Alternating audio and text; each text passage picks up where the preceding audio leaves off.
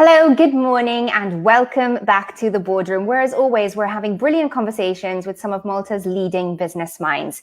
We're live on Facebook at the moment, so if you do have any comments or questions for today's fantastic interviewees, please do pop them below, and we will try to get to them as part of this interview. If you're catching this back, then you'll be able to watch it on who'swho.mt, Malta's leading business portal. Now, today we're going to be having a conversation about Valletta, our capital city, a place we all love and a very important part of Malta's business network. So to help us learn about Valletta today and our vision for Valletta in the future, Valletta, a true icon of Malta, we have a wonderful panel of guests who I'm pleased to welcome. They are Dr. Andre Imbrol, VBL Group co-founder, chairman, head of investments and executive director.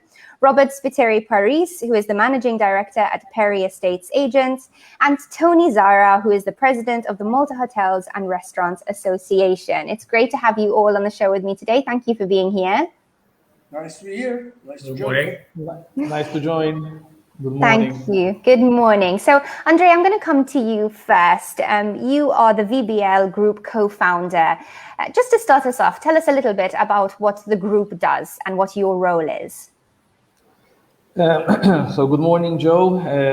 VBL was set up 10 years ago. I'm the chairman of the group and one of the co-founders. And VBL is a company which invests exclusively in Valletta. So whatever is Valletta, we consider for investment. And essentially, we purchase real estate. I believe today we're the largest private owner of real estate in Valletta, and then we diversify the portfolio. So we go from hospitality to residential, office space, food and beverage, and various other segments. We do also invest a lot in the art, culture, and the social fabric of the city, which we believe is part and parcel of Valletta. And Valletta is not only about its architecture, but it's also about the social fabric itself. Absolutely, Andre. I mean, and when we think of Valletta, it's changed so much, hasn't it, in the last 10 to 15 years? It's almost unrecognizable from an atmosphere perspective. When we think back to, 15 years ago, you couldn't even get, a sandwich after 10 o'clock at night. And now it's such a buzzing, fantastic place to be constantly round the clock. So, Andre, talk to us about what that change and perhaps what the evolution of Valletta has meant for Malta as a whole. As you put it nicely, it's the atmosphere of Valletta which changed, because ultimately the built fabric of Valletta has remained the same, and I think it is in the utmost interest of every investor in Valletta, but in Malta in general, that the fabric of Valletta is protected. I think the last 10 years has seen an incredible amount of investment in Valletta from both the public and the private sector. And it has created a micro market within the city, which is unique to all of Malta. Today, Valletta is alive throughout every hour of the day and night. And we're really looking forward to the next 10 years to come. Thank you, Andre. And Robert, I'll come to you next. Obviously, you're heavily involved in the property sector.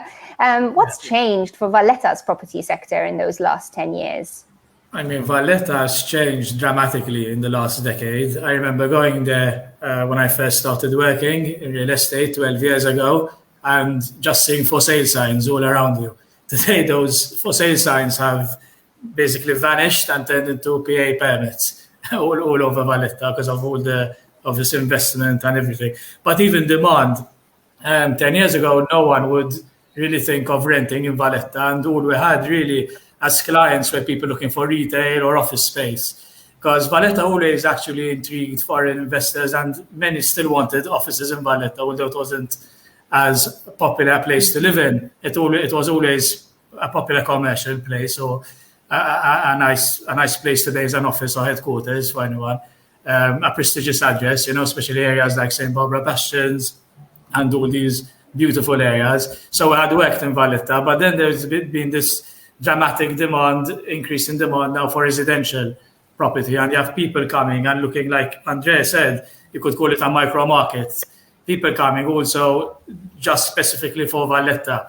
So they come and they tell us, look, we're looking, and the frustration is the limited supply, actually, when we do get these clients, and the demand has been, out of this world, and the amount of interest and inquiries we do get on Valletta, it interests everyone, and you could get anything from a studio, on the rental side, anything from a studio apartment at 700-800 a month, all the way to an apartment for 5,000 a month, on the best streets with a nice sea view. And the same for sale. And again, there's a very limited stock, unfortunately. But again, the demand is incredible. Especially in the last 5 years, it's just been incredible, really. Thank you, Robert. Great insight there on sort of how the property market has evolved. And Tony, I'll come to you now for a little bit of insight on the other side of things, which of course is tourism. Another major factor for Valletta's success is getting tourists in to wine and dine and shop and stay, of course. So how has the Valletta product changed in the last decade or so from a tourism perspective? I look at it slightly differently to what Robert looks at the situation. He said, unfortunately, the supply is limited. I would say, fortunately, the supply is limited. Because if the supply was unlimited, then we would have a problem. We would be another Bujibba. And Valletta is not Bujibba. Valletta is special. And we want to retain it as special. We don't want to have a situation where there would be tremendous supply and then all of a sudden what happens in other places where the supply exceeds the demand happens in Valletta. So Valletta is particular. Valletta is particular in a lot of things. And the first and most important thing is that it was built by people who had vision. They had the vision to find the spot. They had the vision to plan the city before the first stone was laid down. And this is why we have such a magnificent city. It is because we have people with vision. And this is what we need to continue with people that have vision. We should not be talking about Valletta as being a mass market destination. It should be what it was meant to be, a city built by gentlemen for gentlemen. So in the future, we're looking at being able to offer a product which is particular. You will not be able to go to another country in the Mediterranean and you'll find another Valletta. It will be, you will be able to attract the people that will come to Valletta for Valletta. And Valletta is a destination on its own. We are building now around Valletta in terms of tourism. We're building around a number of activities. For example, there is the Baroque Festival, which attracts now thousands of people. Of course, last year we didn't have thousands. Thousands of people in second part of January, first part of February, a time when people normally would not travel. Valletta has magnificent buildings. It is practically impossible to go to another destination and you'll find the type of Baroque buildings that we have in Valletta. And we owe this to the people that came before us who had the vision. Now it is up to us to have a vision. And that vision, I think, is being amply amplified by Dr. Enroll, Andre, and his company in projecting a new and vibrant Valletta, retaining the fabric, the social fabric of Valletta, and consequently, we have a living city. We do not have a museum, we have a living city, because in the end, people also come to interact with the local people. They don't just go to a museum, they want to interact with the local people. And I understand also that Andrea is very involved with the Valletta people. I'm also partially involved with the Valletta people, although Valletta people always remind me that I was the president of Royal Football Club. But that's another story for another day. So, yes, tremendous opportunity we have here. Yes, we have an excellent opportunity. No, we don't want to have more buildings in Valletta. We want to retain what there is, and we want to have it special. This is what makes Valletta, because it is special. That's it. Huge agreement there, Tony. And to understand a little bit more about that, Andre, what is it that the vision for Valletta is at the moment? And perhaps we can start by discussing, was that impacted by the last 18 months and by COVID? Have things changed as a result of COVID? What I believe COVID has really given us is an opportunity to slow down a little after 10 years of breathtaking changes in Valletta, and see what was done well and what could be done better. I think that Valletta today has an amazing offering in terms of hospitality. Has an amazing offering in terms of F&B. We have, I believe, 3 out of 4 Michelin star restaurants located in Valletta. So we have made huge steps ahead in terms of quality and attracting quality. And I believe that is a chain. The next 10 years, I believe, is going to be a challenge, an opportunity to bring Valletta to compete with its Euro-Mediterranean peers.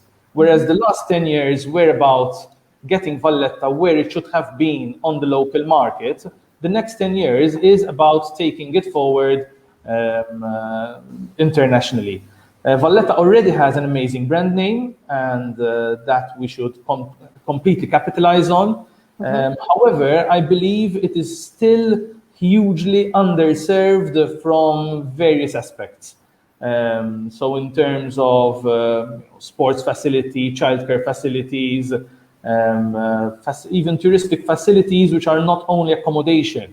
The quality of our museums, I believe, are still below standard, especially interactive museums, which we see throughout the capitals of Europe nowadays.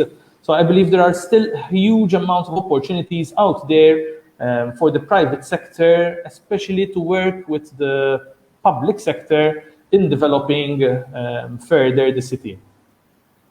Well, that's exciting, isn't it, Andre, to think of the opportunities that lie within Valletta. And Robert, to sort of build on that a little bit more, obviously, perhaps related to real estate, if somebody was interested in coming into Valletta at the moment or making an investment in our capital, what sort of opportunities do exist at the moment? Yes, again, this is our frustration as estate agents. I agree with Tony, and it's a good thing that there's limited stock, perhaps because obviously you wouldn't want Valletta to be developed at all. Actually, it just needs to be preserved, and we just have to preserve the buildings that there are. And that's what makes it so unique as a market. And I think what makes it such a good investment long term. And VBL were one of the companies that had the foresight to see this before anyone else, in my opinion. Even the way they've converted some beautiful buildings with great sensitivity to retaining with great sensitivity in the way that they've retained all their beautiful features, old features. And one thing that I think VBL did very well as well, which I found very good as an agent, is that they've always presented their properties to an extremely high standard, something which you don't find on the market with new properties. Is, for instance, when you buy a new property, they rarely ever come with a kitchen, for example, or all you get is internal doors, flooring. So Andre and his team presented a product which a ready-to-go apartment with everything furnished, fully fitted and equipped, which was very convenient for many of our clients. Many people are sleeping at bays in Valletta, so that think that lock up and leave solution was excellent for them, And sorry, I missed your question for a second. Not at all. I'm just asking sort of about, as the city continues to change, as it stands at the moment, are there any new and exciting things that perhaps you would say to potential business investors or general investors in property, this is what you should be doing? Yes, no, sorry, Toby, you were going to say something. I was going to say one of the exciting things that I keep seeing is the very large investment going into the various type of accommodations, particularly boutique hotel type of accommodation. And this is actually a great thing because it is restoring the streetscapes to their original design.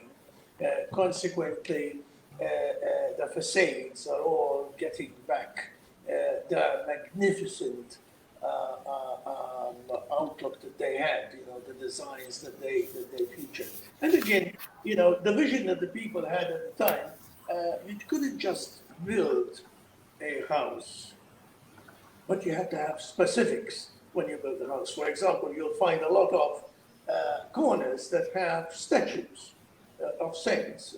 That was a requirement, a building requirement, to have a corner with a statue of a saint. It wasn't built because they were just liking a corner with a statue on it, but it was. So we're seeing this kind of development happening, I think, in Valletta from the tourism aspect point of view. But of course, Robert knows much more from the residential and the commercial, so I'll let him continue from there. Robert.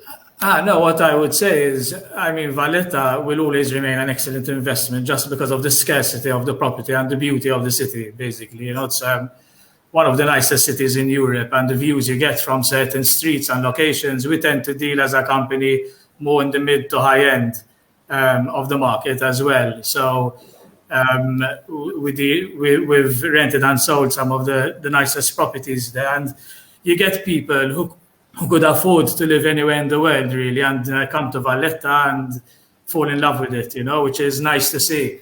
And we've rented some of those and sold some of those beautiful properties. So whoever invests there's a massive short let market as well. Obviously, there's a massive demand from tourism as well, which took a slight hit during COVID, because you mentioned COVID, but still it recovered very quickly and was the first to recover, actually, as I'm sure Andre can confirm, on the short let market. Obviously, with the airport closed, it was impossible to get tourists over. But on the whole, it's been a great investment. Some people have seen great returns. Those who foresaw the potential of Valletta at an early stage did extremely well. And still, there's much more room to grow, I believe, just because of the scarcity. The rental returns people have been achieving are incredible. And once a property hits the market, if it's of a reasonable quality, it's just a matter of days, usually, that it would get rented if it's in the right location and presented in a proper manner. So yes, the potential is there. It's huge. It's still, retailing is still one of the largest industries in Valletta. So even on the commercial side, office space again, very scarce. We have a lot of foreign companies asking for specific office space. And again, it's frustrating that there isn't enough for us. There are some beautiful buildings being restored at the moment. I've even had not just financial services and these sort of companies, but I've even had gaming very interested in Valletta, interestingly enough. So I've had gaming companies that found normal modern offices a bit too clinical for them, and they said, find me something exciting in Valletta. They visit Valletta, they get excited about it. I had rented to a very large gaming company. These were game developers, so they actually made video games, not the usual betting companies. But I rented them some beautiful vaults, and they did an incredible job of them. It was really nice to see, with views onto the Grand Harbour. So there's so much going on. It's incredible, and I actually really enjoy having an appointment in Valletta, because it's a city we can show off. And I really enjoy being there with the clients, seeing them taking it in, really enjoying it, and it's just a very exciting time. It's just been a very exciting time, let's say, the last few years. Absolutely. No, I agree with you, Robert. It is one of those places we can in Malta show off, and obviously we want to be working towards a product that we can show off even more as an island. Whereas, from my perspective, Valletta, the three cities, they kind of remain the areas where we can show off. So we want to be thinking about the vision for how we can improve even other parts of the island. But staying with you on that thought, Andre, I'll come to you now about, again, the opportunities of Valletta. How would you follow up on what Robert had to say? Yes, we enjoy working with Robert and Perry because they really give us insight about what the market wants. And what he has just mentioned now in terms of companies, larger companies, expecting certain standards and a certain lifestyle. As VBL, we are developing 3 mixed-use developments. One of them is in a significantly advanced stage, and it's the largest building in Valletta, whereby it will comprise residential space, office space, various F&B outlets, and everything topped with a 1,000 square meter roof garden with pool. And that is something which obviously, once you have it in Valletta, it is impossible to have something like that again. And a company, like Robert usually presents us to, who will want, the best address on the island, in the city, then you have something which is very special. However, when you are restoring and regenerating properties in Valletta, you always need to take into consideration today's needs. For residential, for office, you cannot just ignore today's needs and restore, as it was 400 years ago. You need to consider today's needs and be very sensitive to the fabric itself. So today we have developed from a simple dormitory, which charges 10 euros a night, to 5-bedroom palazzos with views and anything in between. Because we do not want to denature, but we need to cater for today's needs. Absolutely. And staying on that, Andre, maybe you can give us a little bit more detail. It's so interesting to hear about, the hostel, 10 euros a night, and sort of the palazzo. What sort of other things perhaps has VBL been up to in Valletta that we might have seen? Well, our most renowned project, the one which has received probably most visibility, is definitely the Gut. This was a section of Stray Street from St. Christopher all the way down to St. Dominic. It was all bars and restaurants at the time of Stray Street's heyday. We engaged architect Chris Griffa, which has done an amazing job at retaining the character and researching the various names and uses of these shops. And we recreated an area which is catering primarily. When we started this project back in 2014, we felt that Malta really lacked an entertainment district which catered for 30, 35, 40-year-old plus. At that moment in time, this segment of the society either went to a restaurant or there was no other venue which attracted them. So we invested in this area, pushed a lot the live music concept. So before COVID, we had live music practically every day. Now we're back to twice a week, and we will be pushing further to increase this back to the daily live music events. However, we have various other kinds of entertainment, apart obviously from the good food, and that was received very well both by locals and foreigners. Well, it's certainly a beautiful project, Andre. I fit into that category quite nicely, and I can confirm it's a truly wonderful part of Valletta. And Tony, let's talk a little bit now about the wider Valletta product and how it is servicing the tourism industry. I mean, do you think that there are people who come to Malta just for Valletta? And what can we continue to do to make Valletta even more fantastic for them? Yes, it definitely in the last few years, perhaps in less than the last 10 years, Valletta has been marketed abroad as a particular destination. In fact, the winter market has a lot of what are termed city center destinations. And Valletta therefore joined that type of niche market, which is a city center.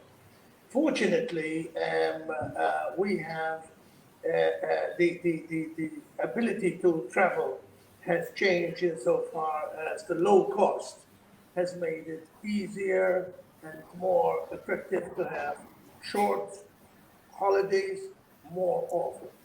And city center holidays typically are of 3 or 4 night duration. So you have people that would fly in for 3 nights or 4 nights. They want to stay in one place. They don't want to be going to different places. And Valletta is an excellent choice to stay for 3 or 4 nights. You can explore Valletta for 3 or 4 days without going to the same place twice, because there's so much to see in Valletta. So yes, there has been very much a designed marketing effort towards getting Valletta on the map, particularly for the non-summer months. This is when people come, and of course that helps because the non-summer months are longer than the summer months, so you have an ability to get more revenue through your door, particularly in the winter. Now, I thank Andre particularly for looking after me personally and putting all those nice places where I can entertain myself without having to go down to the other younger place, as he correctly says, because yes, it's tremendous to be able to walk down Straight Street, and for many, many years you could not walk down Straight Street. We are restarting the burlesque soon, Tony. Very good. You need anybody to do burlesque? I can do that myself. We'll take this conversation later. And I've got a couple of other names that I can bring in with me, because sometimes I think that the whole island is burlesque. Sorry, for another day. So yeah, it is a great destination. It's a great 3-nighter. You fly in, you go into one of these beautiful old buildings. You can go, and as Andrea says, there are now 3 Michelin star restaurants in Valletta, and people actually travel to go to a Michelin restaurant, so you can have 2 nice meals or 3 nice meals in trying the Michelin star restaurants. During the day, you can visit the various museums, cathedrals, etc. It makes a beautiful 3-nighter, and it's a great, great destination, and it has got a great future. And it brings the people that have the money to spend. As Andre always tells me, you can only make money, Tony, with people that have money. A very good point there, and definitely one I know our business viewers will be interested to hear. And perhaps, Andre, you can comment further on that. I think Valletta serves a significantly important strategic role in Maltese tourism.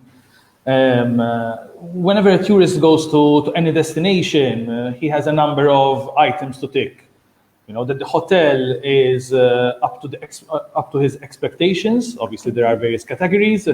If he comes to Malta, he'll probably expect good weather, even in winter, because we have lots of good weather. If he's coming in the warmer months, the sea and the beach. And last but not least, Valletta. So any tourist coming to Malta, even if he is staying in any of the hotels throughout the island, he will probably visit Valletta. And out of the 5 items which I mentioned, the sea, the sun, the beach, and various other, Valletta is the only one which is unique to Malta. So whenever any tourist goes back, leaves Malta, it is Valletta which he is going to remember particularly. So Valletta serves all the Maltese tourist products. Are we being tied down, Joe? No, I think there was a clock going somewhere. Not sure where it's going, but it is in fact noon. So, Andre, I would love to sort of stay with you to discuss a little bit about how we should really focus on protecting Valletta as we go forward. We can't risk damaging this very important product for the island, perhaps arguably one of the best products we have on the island, if not the best. So I'm going to come to each of you and ask this question, but Andre, I'll start with you. How do we protect it? So first of all, I believe that we were very lucky that Valletta only was shown a spotlight over the last 10 years, and that the major development happened during the last 10 years. Because our sensitivity towards our built heritage and Valletta was already very high. And so any work which has been done in Valletta over the last 10 years by ourselves, but everyone who invested in Valletta, I must say, have done a spectacular job. So I am not particularly worried about us not being smart enough to protect Valletta. I think Valletta is protected and will remain protected. I think what needs to be done is reforming. Now, COVID is giving us an opportunity to sit down once again, once V18 passed, and this breakneck speed which we're going through, and have the new vision for Valletta. I think Valletta desperately needs a new vision in terms of retail. I think 5 years ago, the first time I met Tony, he already had a vision for the retail segment in Valletta. And I think this is really time now to sit down and form that vision and push it forward. Valletta historically served Malta as a place where, in terms of retail, is a place where whatever you couldn't find in the villages, you went to Valletta. And that is why the retail of Valletta was so successful. Mm-hmm. Today, in all our villages, you find quite a widespread offering of retail. Yeah. So Valletta needs to create a Valletta shopping experience where the very high-end product is offered, and I'm already seeing a number of people stepping in, like Edwards and Lowell, who has done 2 fantastic shops in Republic Street. But to really make a change, the private sector needs to unite and push the public sector in this vision. Absolutely. Great insight there, Andre. Thank you. And Robert, coming to you now for your thoughts on how we protect the capital. I think we've already gone a very long way. I think the projects that we've seen in the last 10 years have been incredible. I mean, one thing we didn't mention as yet is the Renzo Piano project, which has been, incredible. I mean, the results are amazing. So we've already gone a very far way to get rid of all that terrible traffic there was and those terrible car parks, like on St. George's, Piazza San George and all that. I remember dreading going to Valletta 10 years ago. Now it's a pleasure sort of to go and walk around, and I recognize the beauty of it. Even just the city gate, that beautiful staircase and that brought out the bastions and everything. We really brought out the best of Valletta, I feel. I don't think we could have done much more, to be honest. But I hope this continues into the future, definitely. And even that piazza with the Triton fountain is and all that is sort of spilling over into Floriana. And suddenly we're getting a very, very keen interest in that market, which is obviously benefiting or piggybacking from the success of Valletta. So it's something, Andre, maybe you can, you will you will invest in as well, and bring to life like you did at Valletta. But it is an extremely exciting time. I think we've gone a long way, as I mentioned. Very important that we keep on in the same direction. Very, very important is cleanliness, so that people, even when you're there with clients, I mean, there should be a very big emphasis on keeping the city clean. That's so important to create a nice environment. In general, as I mentioned, I think we've already done a lot, and hopefully much more to come. But we're definitely on the right track. And the Renzo Piano project is the one thing that really boosted Valletta, in my opinion. That lovely Parliament building, the open air theatre, the open spaces. Absolutely. Well, great to hear, Robert. We don't often hear on this show, we're on the right track. Let's just keep doing more of what we're doing. I think with Valletta, we are, honestly. But I agree. If you see 10 years ago, you know what I mean? We're absolutely on the right track. And thanks to private investors like VBL and, you know what I mean, with having restored all these dilapidated buildings, which came back to their former glory. And the product being offered, as I said, which really excites us as estate agents. As I mentioned, the product, particularly at VBL, has that sort of lock up and go solution, has worked incredibly well, So hopefully they'll keep up that sort of investment, because it's been and it's attracted people from the four corners of the globe. It's incredible the amount of the different nationalities basically who have invested and bought a base in Valletta. So we can expect it to become even more cosmopolitan, and I sincerely do think we're really on the right track, That's wonderful. And Tony, what about you? Do you think we're on the right track, or do we need to do even more to protect the tourism product in Valletta? Okay, my comment is going to be short. Visit, explore, enjoy, use with care and respect. Valletta.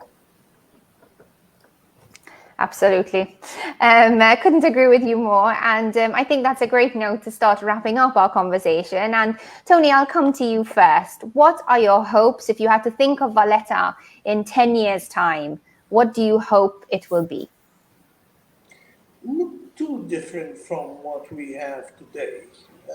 More renovation, but we need, as Andre has said, we need to up our game where the retailing is concerned. If you walk down our main street today, Republic Street, there is very little that a discerning customer with money in his pocket can actually buy in Republic Street. In fact, very, very little.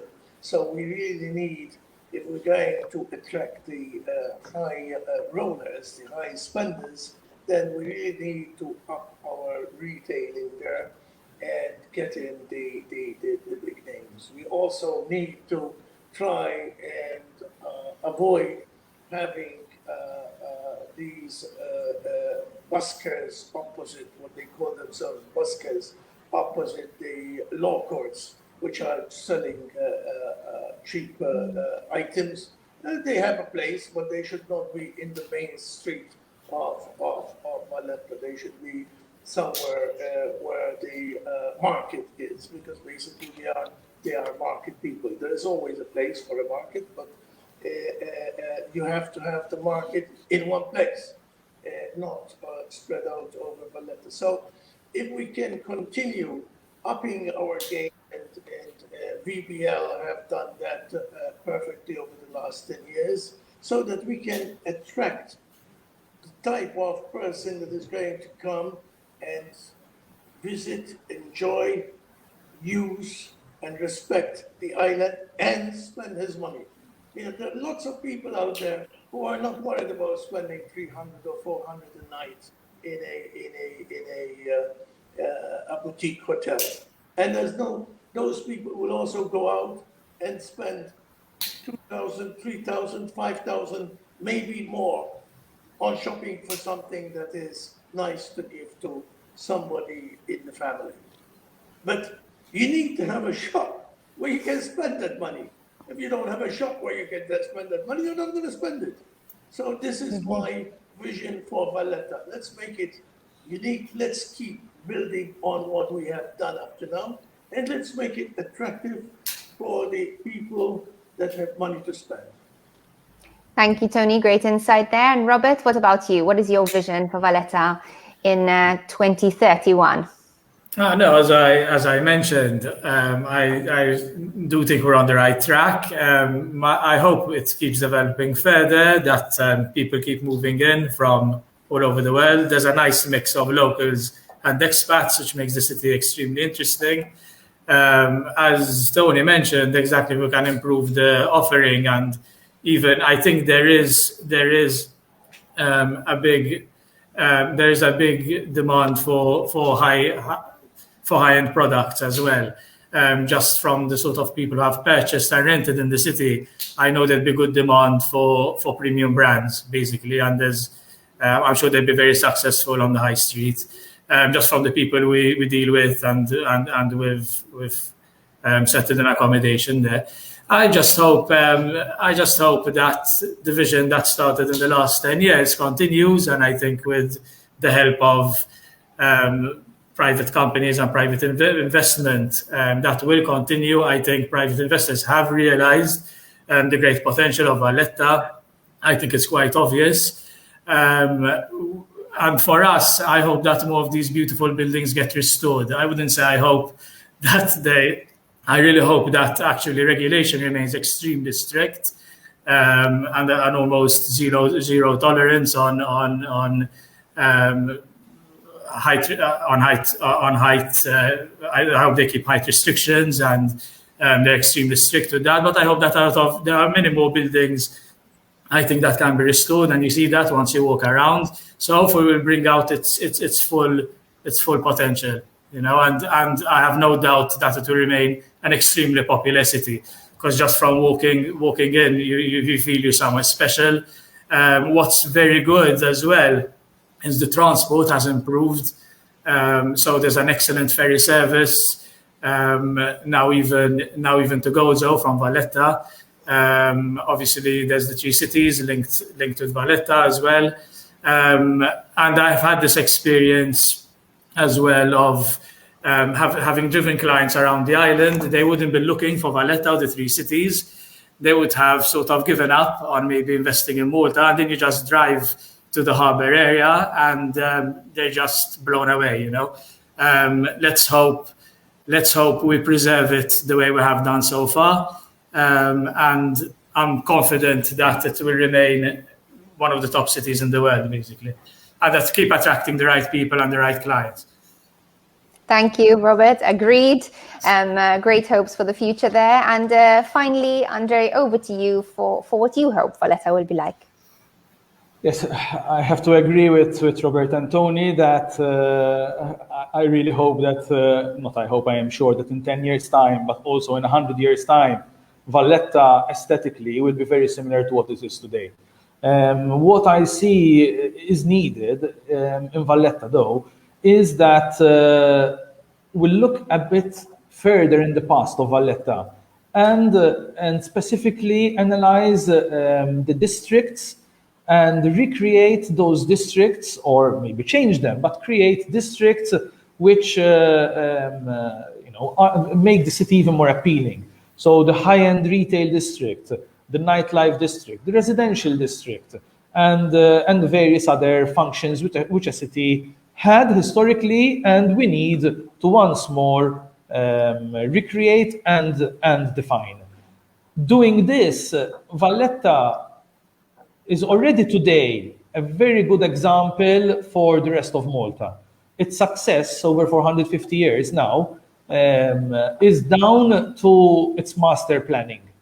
And I would like the rest of Malta to take a page out of Valletta and start moving in that direction. To me, Valletta can essentially be the savior for Malta's tourism products. And if we look and learn from the success of this city, I am sure that we can finally start moving towards the tourism product that we want, which is the higher spender, which is the people who will put less strain on the infrastructure but leave more money here. And putting this retail section back into Valletta, which is something which I'm sure in the next decade will come, will really help move in that direction, because anyone coming to any 5-star hotel on the island will come to Valletta and will have the shopping experience that one expects when he's traveling. Otherwise, if you go and buy something high-end from anywhere without character, you might as well buy it online. So ultimately, that is where I would like Valletta to arrive in the next decade. Well, lots to think about there, lots to celebrate about Valletta, obviously one of the jewels in Malta's crown, and lots to hope for the future. I'm sure our viewers, our business viewers especially, will be excited by the opportunities that you have presented today, and by the positivity that Valletta no doubt brings to Malta. So thank you very much to my panel today, Andre, Robert and Tony. It's been a pleasure having you on the boardroom. Great to have your insight. Thank you very much. All ours. Thank you. Thank you. And to you all watching at home or at the office, it's been great having you with us on the boardroom as always, and we look forward to seeing you next time.